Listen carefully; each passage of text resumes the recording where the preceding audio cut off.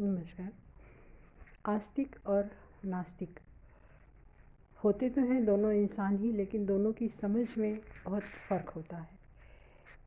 एक का नेचर होता है कंप्लेनिंग नेचर होता है नास्तिक लोगों का।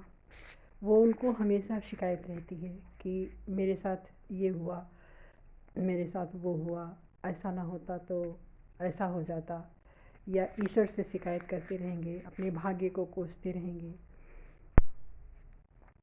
हमेशा असंतोष में रहते हैं। अहंकार उनके अंदर बहुत होता है और सेवा भावना या सहयोग की भावना बहुत कम देखी जाती है।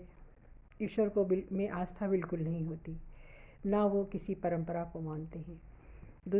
दूसरी तरफ आस्तिक व्यक्ति जो होता है वो वैदिक परंपरा को मानने वाला होता है और अपने जीवन में जो भी कमियां हैं, जो भी कमियां होती हैं या जो कष्ट होता है, उसके लिए वो खुद को ज़िम्मेदार मानता है और खुद में सुधार करता है।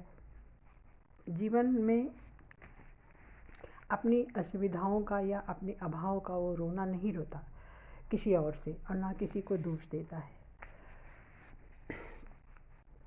और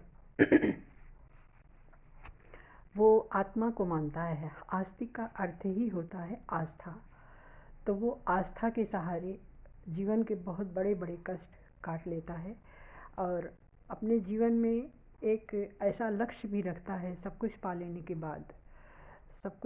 के बाद वो सोचता है कि इसके बाद और क्या। उसको संतुष्टि नहीं मिलती।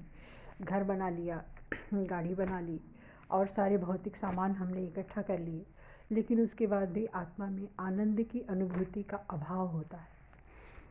तो उसके लिए चाहिए कि एक अपना सुंदर लक्ष्य बनाए जहाँ उसके आत्मा की ज़रूरत पूरी हो सके। जैसे हमने किसी सेवा भाव को ले लिया, किसी भी तरह से समाज में सेवा भाव ले लिया, ज्ञान देना का काम ले लिया, शिक्षा का काम ले लिया, जहाँ हमारा मन लगता है हमने उस काम को चुन लिया और उसे अपना लक्ष्य बना लिया। उसे हम खूब ऊपर ले गए, ऊंची अवस्था तक उसको ले गए और इससे हमें आत्मसंतुष्टि भी मिलती है। आस्तिक व्यक्ति को इससे आत्मसंतुष्टि मिलती है और वो खुश भी रहता है और ईश्वर को धन्यवाद देता चलता है।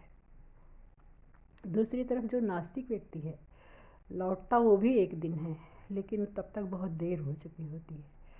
वो अपने जीवन का ज़्यादा से ज़्यादा हिस्सा तब तक गंवा चुका होता है और उसके हाथ में वो नहीं आता जो इंसान होने के नाते उसके हाथ में आना चाहिए था। उससे वो दूर रहता है।